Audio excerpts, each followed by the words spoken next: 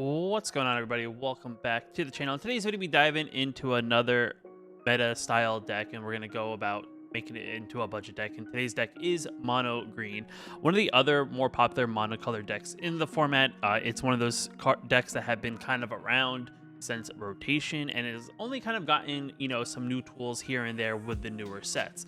With that being said, if you like the video, hit that like button. It definitely helps out a lot. If you want to know when I post new videos on the channel, hit that subscribe button and put some plus one counter on the channel. And with that being said, let's just dive into the deck and let's just talk about it. All right, just like mono white, mono green kind of has some variations depending on where you look for the meta style version of the deck.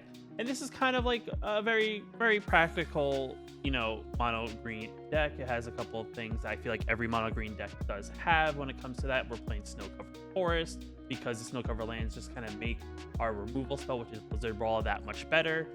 Other than that, there's other staples like Wolfpack Leader, which is a big card for the deck, which helps us kind of draw cards as we kind of get more power in the battlefield.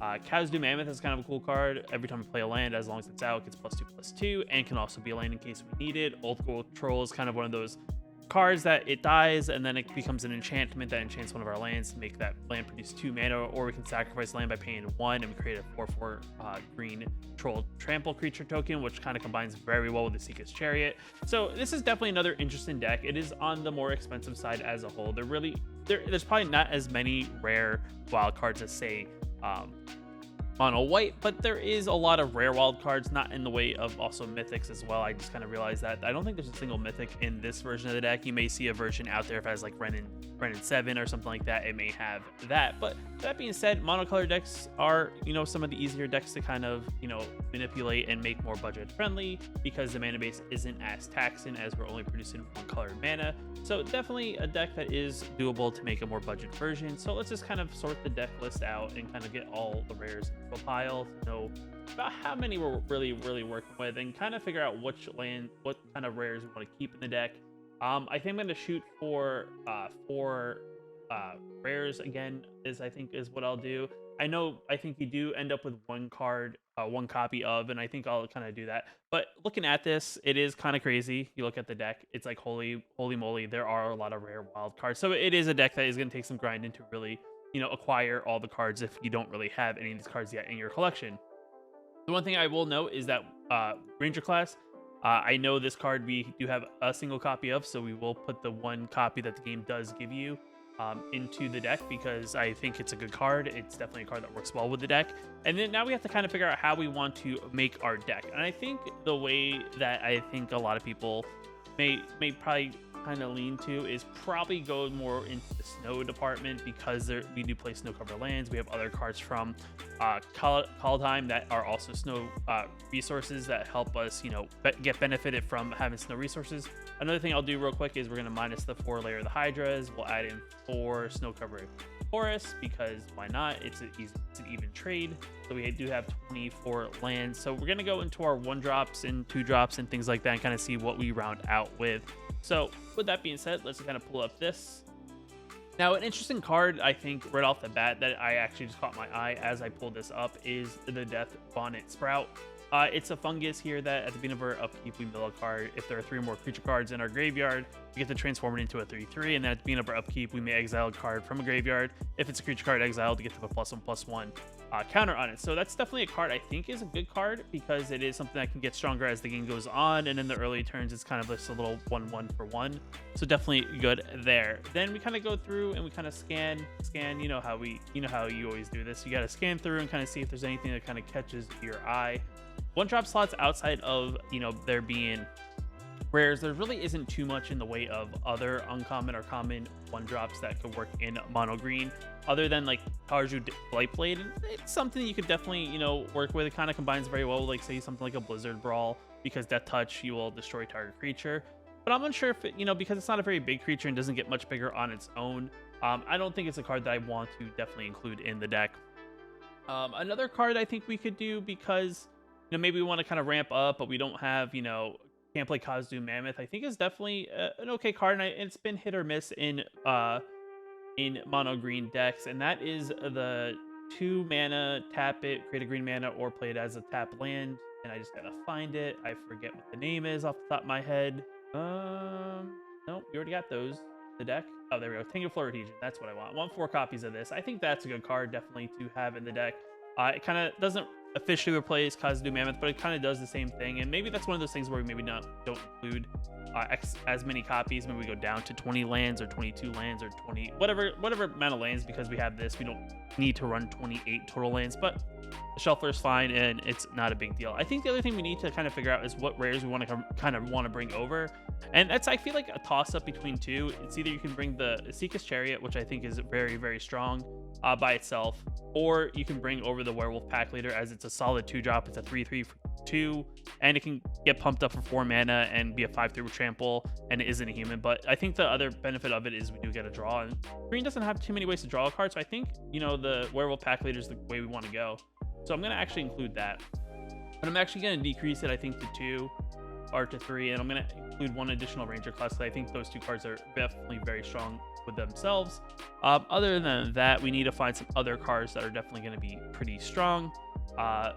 Another interesting card is going to probably be Sculptor of Winter. We could always increase the amount of that, so we do have, if we decrease our land count, we can always untap our snow mana and get more snow mana, so I think that's definitely a good card there.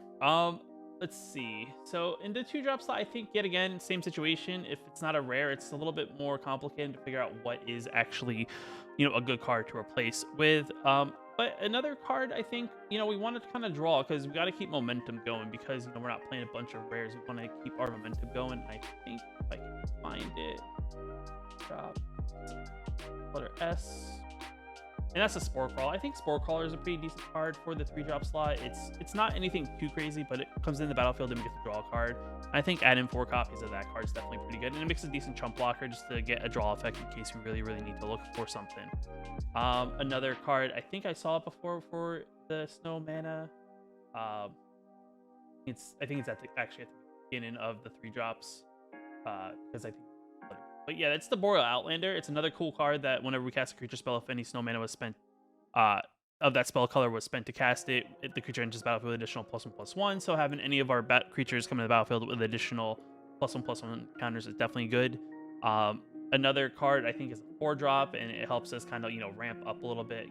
Make sure we hit our land drops, and it costs 4 mana, and that is that bear. If I can find the bear,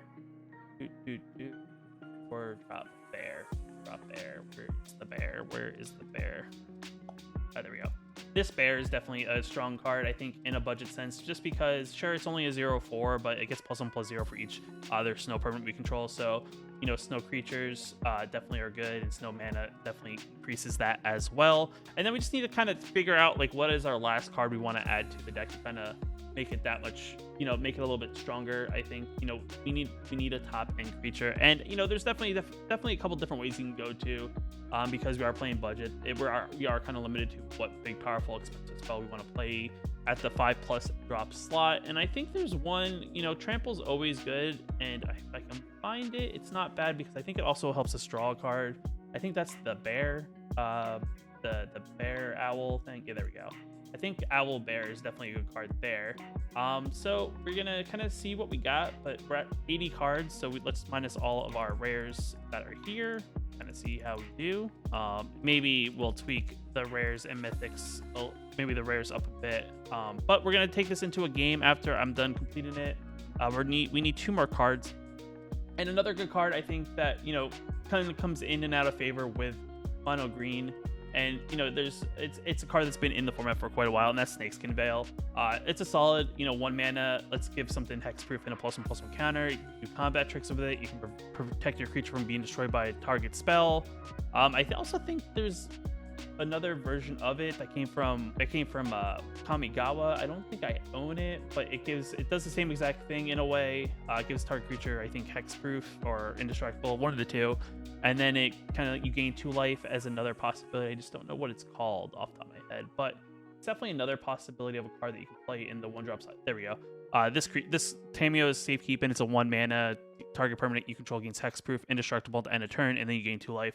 So definitely a good card, because not only does it give hexproof, it also gives indestructible, and that's, I think, a decent exchange that you could do instead of, you know, the +1/+1 counter. Giving something indestructible from, you know, not being board wiped is definitely good. But we'll kind of go with this list and kind of see how it performs. But overall, I'm gonna take this list. We're gonna dive into We're gonna dive into a game and kind of see how it performs. You know, hopefully get lucky and maybe get a deck that's a little bit more balanced. But I think this deck is good enough to maybe sneak out a win here or there against a pretty decent deck. But with that being said, let's just dive into the game and let's see how it does. Hey everyone, so just jumping in real quick, while I was actually in the process of editing this video, I noticed that I actually didn't include 4 copies of the Death Bonnet Sprout. And I kind of want to go in there and actually increase the amount that the deck originally had. So I think that, as you saw throughout the process of me making this video, I only had 1 copy. I went up to 4 copies. And all I did was I cut down one of the Owl Bears, as, you know, it's not, you know, our deck's low to the ground. We don't need a ton of our 5 drops. We don't want to draw all our 5 drops the whole time. And I also decrease the land count from 24 to 22. And this is how I kind of got what I thought would work best done.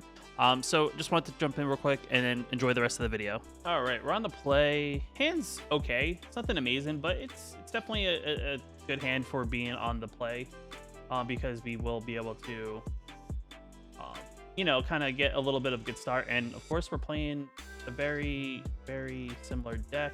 Let's see what they're doing here, but we're going to Ranger class because I think this is definitely a card we want to get out against our opponent, as well make our creatures that much stronger. We'll take the 1. If they have a fight spell, they have a fight spell. If not, they don't. So we're playing Death Touch Tribal is kind of what it seems like here. Yeah, why not?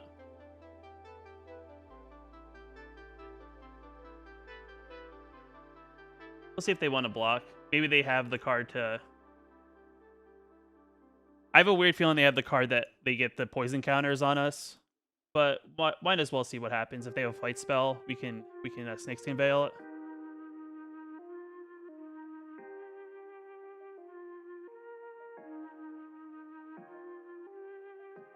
Yeah, they have the Fin. They have the Fin, the Fangbear. And of course, they have like a card that counteracts what we got going on here. All right, so we're definitely playing a little bit on the defensive, but we're not out of this because we can fight here.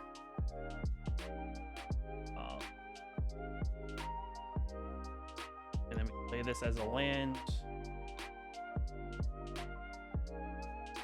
That, and we're gonna actually hold back, just in case they play another Fin the Fangbear. All right, so they want to do that. That's fine.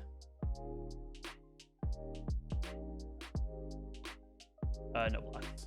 So they don't have another one, which is not a big deal. Yeah, so I guess we fight.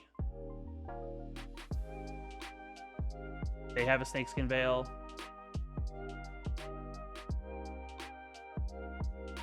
They have a Snakeskin Veil. They have a Snakeskin Veil. Sure. Same difference. All right, we'll play this. We'll say next. No tax and say go.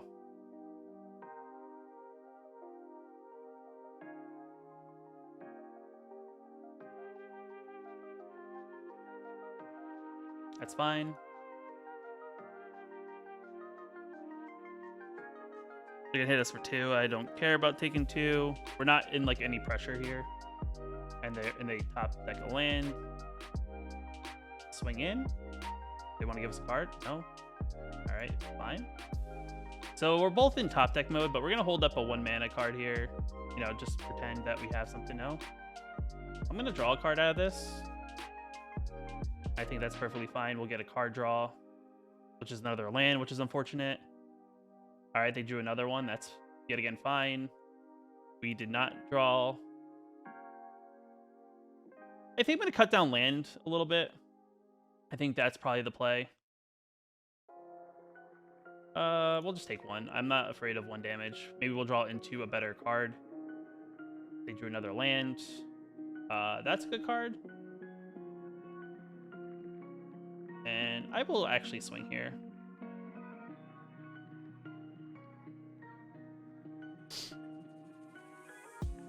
Because now I think I have the pressure on them with what I have on the battlefield, because next turn we can swing for 6. Awesome. whenever.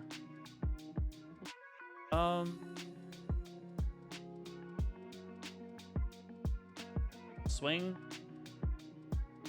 We'll draw. Blizzard Ball's great. Do they want to block?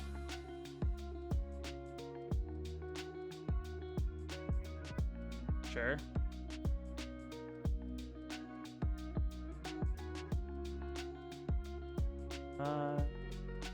That's fine. We'll trade. And we will play another one.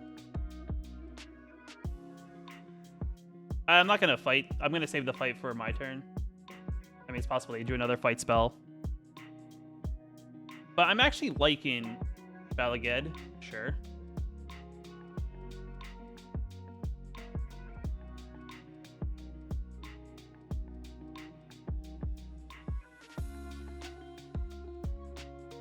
No. I'll block. No, I don't want to block.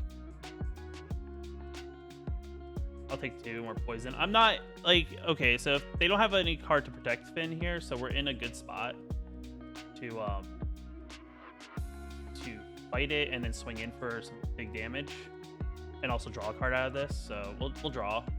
If they top deck a Finn, then good for them because that was an amazing draw. And our opponent scoops. All right, not bad, not bad. All right, and we're back to the deck. I mean, the one game doesn't really give us like anything to go off of, but it is a good deck that if we're against a deck that is kind of like similar in power, I think this is definitely a deck that can hold its own. It is definitely a good starting point to start out if you want to play some sort of mono green aggro, but don't yet again have all the rare and mythic wild cards in order to complete it. Though I think this deck, like I said, this version at least is just strictly rares. But with that being said, if you liked the video, hit that like button. It definitely helps out a lot. If there's a deck that you want me to make a video on and try to make a budget version of, let me know down in the comments below. If you like the video, want to know when I post new videos on the channel, hit that subscribe button. And with that being said, I'll see you in the next video.